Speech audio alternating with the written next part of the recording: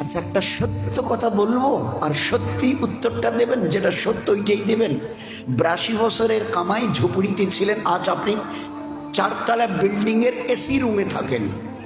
আপনার ঘরে যে আসবাবপত্র আছে না, খাট, আল্লাহ, আলমারি, ফ্রিজ, সোফা, ও অমুক তমুক যা আছে, সে কয়েক কোটি টাকা। আর ব্যাংকে বলছেন এত কোটি, 100 কোটি, 500 কোটি। আচ্ছা, যাবার দিন, একটা দিন যেতে হবে, এখান থেকে যেতে হবে।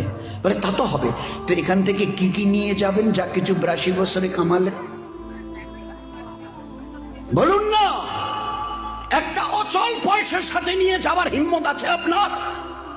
বুক ফুঁকে বলুন, যা কামিয়েছি এর থেকে কিছু না কিছু আমি নিয়ে যাব।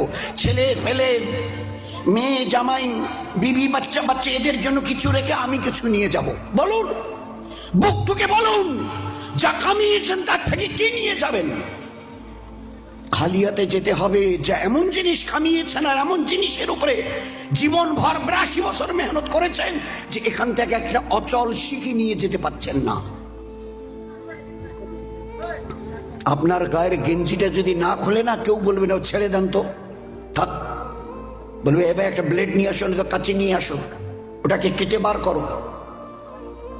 যদি কোনো মেয়ে ছেলে হয়, উম্মতের কোনো মেয়ে ছেলে হয়, সবকিছু তো খুলে নিয়েছে, বলে নাক ফুলটা কোনোভাবেই বেরোচ্ছে না, বলে যেভাবে হোক কেটে দাও, কাচি টাচি হোক, ওই গাউন ফাউ হোক, যেভাবে হোক, বলে দেখতে ছেড়ে দাও তো একটা নাক ফুল। ও বেচারি নিজের পয়সা দিয়ে কিনেছে, ডিম বাসা, মুরগি বেচা পয়সা দিয়ে কিনেছে, ও নিজে ছেড়ে দাও, থাকুক। বলে না না না না, আপনি কি বলছেন? শরীয়তে এজাজত নেই এই দুনিয়া থেকে কিছু নিয়ে যাবার, কোনো এজাজত নেই। সেই রাওয়ায়াতের মধ্যে এসছে যে যদি ওই মৃত ব্যক্তির, পুরুষের ওই মেয়ে ছেলের দেখেন যে পেটটা ভারী হয়ে আছে, মনে হচ্ছে বেশি রকমের খানা তার পেটে আছে, শরীয়ত কি বলছে? ওই মৃত ব্যক্তিকে একটু বসান, পেটে চাপ দেন, কারণ এতটা খানা নিয়ে ওপারে যাবার কোনো ইজাজত নেই। চাপ দিয়ে তার পায়খানা রাস্তা দিয়ে আগে কিছুটা বার করে দিয়ে স্বাভাবিক অবস্থায় এনে তারপরে গোসল দিয়ে জানাজার কাপড় পেঁচিয়ে দিয়ে তাকে কবরে রাখে।